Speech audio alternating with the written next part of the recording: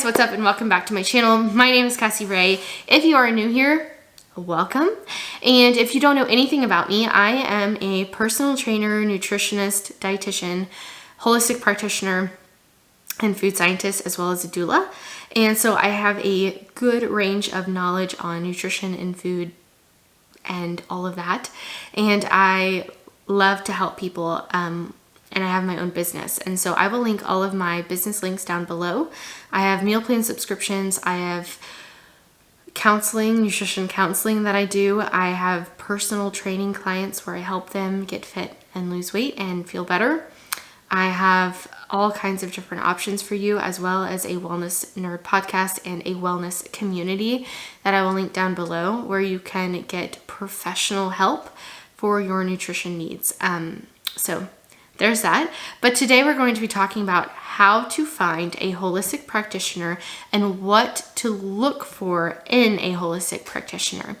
So again, this is very specific to you and your family. This is all, again, very subjective to what you want and all of that. But these are just my general top 10 tips on how to find a holistic practitioner that fits you and your family. So if that interests you, please continue on into this video, and I will talk to you at the very end of this video. Or someone in the holistic realm, because there are some really good ones and there are some really rough ones, and I have been and met a few. I've also been a recipient of having not so great practitioners, and so I just wanted to share with you some of the things that I think are key and critical for looking at a nutritionist that can help guide you through your food programs, or a nutritional practitioner who is going to help you feel not sick anymore, or someone who is just in the nutrition holistic realm that you are wanting to help you with your nutrition and your health.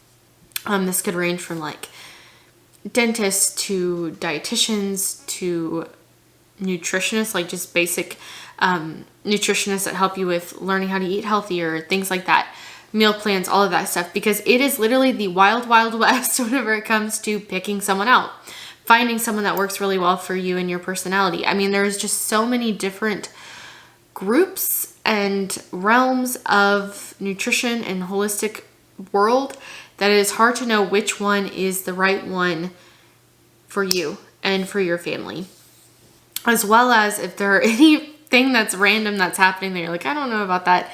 Finding ways to decide what you want to do next and who to find next. So I kind of have made it into like a top 10 of what to look at in a holistic practitioner of any realm of, any area of your body. If you're going to a holistic practitioner, I have made a top 10-ish kind of list that explains what to look at, and it's just some general information for people who are wanting to get more into the holistic side of things with finding their practitioners, but also don't really know where to start or don't really know where red flags could be. So that's why I made this video. I've got this question many times since I've even started this channel, and so I thought I would finally answer it in today's video. But the first one is asking for referrals. So if you already are going to someone who is a holistic practitioner, then you would want to ask them questions about, do you have any referrals for this person? Do you have any referrals for this person?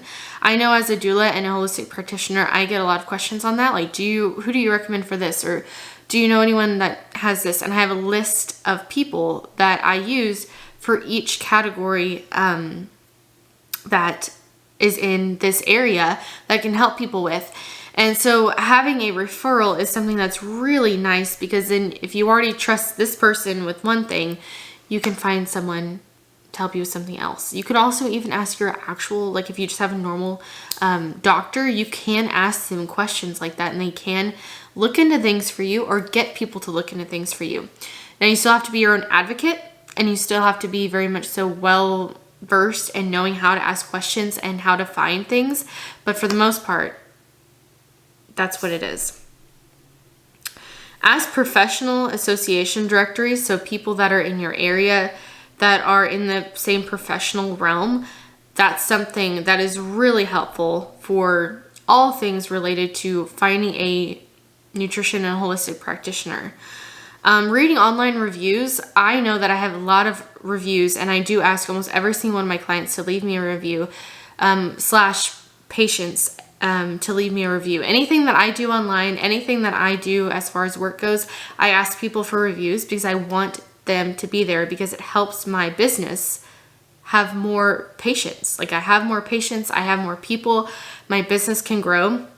And so really reading those reviews, because I don't pay people to leave them. I ask them to leave them, but I don't pay them. And so I think that that's something that's really important to notice is that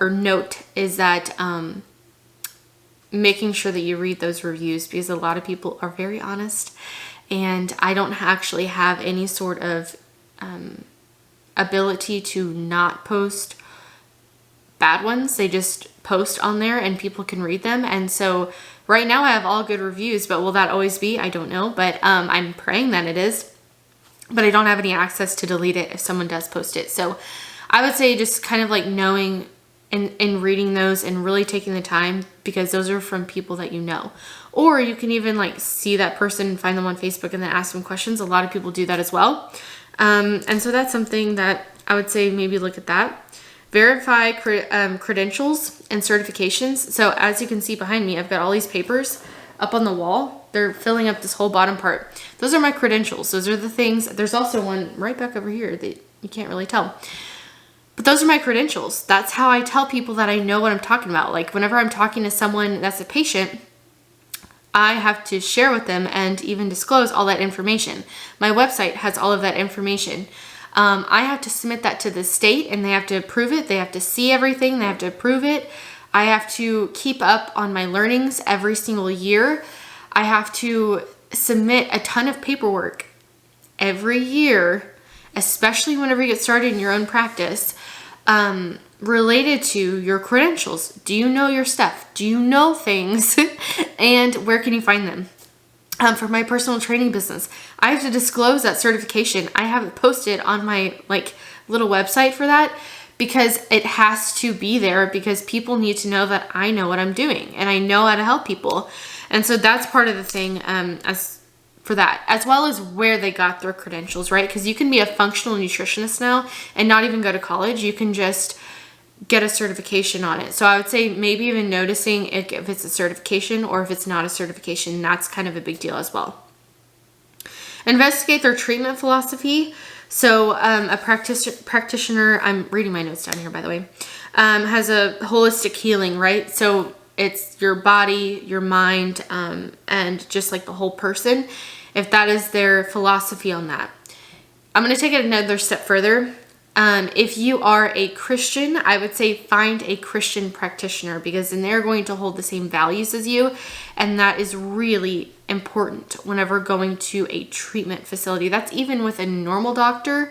So that is just spilled over into holistic practitioners, because we are not much different than doctors in a way. Like, we're all people and we all have our own, preferences and things like that. So whenever you're looking into holistic practitioners, we are different in doctors in the way that we treat people, as far as like the treatment policies of like caregiving, but also in the treatment policies of what we recommend for people to take, what we recommend for people to do to heal. That changes. But as far as like the idea of doctors, we kind of are very similar, but have different philosophies on things. So just noting that this person has the same philosophy that you want for you and your family, very similar to if you're looking for a doctor, that is what you're going to want whenever looking at that. The next thing is checking insurance coverages. I know for me, I have like 10 or 12 insurances that I take and can have in my own practice. But I know some, like in the very beginning stages of my career, I never had insurance acceptance. And I know some people still don't have insurance acceptance, just because of the fact that there are rules surrounding that. There are times that you have to submit things. It's a lot once you add on insurance. So I would say just checking the coverage, making sure that you get the insurance coverage that you need. And again, some of the holistic practitioner treatments will not have the ability to have insurance. And so I think that that's something to look into, because if you need insurance coverage, you need to find a practitioner that offers that. And if they don't, then you need to find a new one or just pay for it in full. A lot of times though, you do have payment plans. Like I know I had monthly payment options for people, and I also had payment plans that could be spread out through, you know, a whole period of time. I have that for my doula business. I don't offer insurance through that, but I do allow them to have payment plans, and that works really well. But I know whenever I first started my business, I had a monthly, and I still do have it, but it's transitioned into meal plans only and not counseling. But it was a monthly subscription that people paid, and it was very affordable, and that is what I did to kind of get my feet off the ground. And so sometimes people might still have that in doing all of that. So the next one is to inquire about experience and specialization. So again, just like doctors, you want to know their credentials, you want to know how long they've been doing it, you want to know what they focus on and what they're really interested in and how they help people. Like for me, I prefer to stick and work with women with their hormones and balancing things, and really, I mean, I help everyone, right? I'm more of like a general, if you want to like put me in a category, it's more of a general family practice. But I have a specification in more like women and health and nutrition and things like that. However, I still help everyone, right? There are some other people that are in the same field as me that only focus on eating disorders. Those are things that, you know, you have different specifications on, or like there's even holistic podiatrists. So you need to look into that, right? So each person has their own niche that they like to stick to, and just knowing that about that person is something that is helpful. Schedule a consultation. So most consultations are actually free, and consultations are a really wonderful insight into knowing that person, knowing who they are, knowing if they are the right fit for you. And again, there's no harm or foul in that, because typically you don't pay anything, and if you do, it's a very small fee, and so it's not like you're really going to be losing a ton of money. It's better to pay for the consultation or go to the consultation and see before you pay a huge price for the treatment and it not work, or be locked into a contract that you can't really get out of in a way. Not every single person does that, but for the most part, that can happen. And then prioritizing your specific needs. So exactly what you're looking for, right? Like you want to know what questions to ask them. You want to know what you want as a person, because you have kind of an outlook on what you're wanting, but you need to really like dive deep and learn more about that information as far as like yourself and what you want, because then you can find a practitioner that fits that mold. And so that is something that I highly recommend before going into even a doctor's office. Anyone, you need to write down what you're looking for and the values of your family, and then go meet with that person and see them and talk to them and know more information about them, because then you know what you're looking for and you know if this person fits you and your family. So those are some of my top 10 tips. All right, guys, that was my top 10 tips. I hope that it was helpful for you. I hope that you learned a lot. And if you want to get started with me as your holistic practitioner or personal trainer or doula or whatever you might need, I'm going to link all of my links in the description box below where you can schedule an appointment with me and get started. Other than that, I hope you guys have a wonderful day. Please give this video a thumbs up, like, and subscribe, and I will talk to you in my next video. Bye!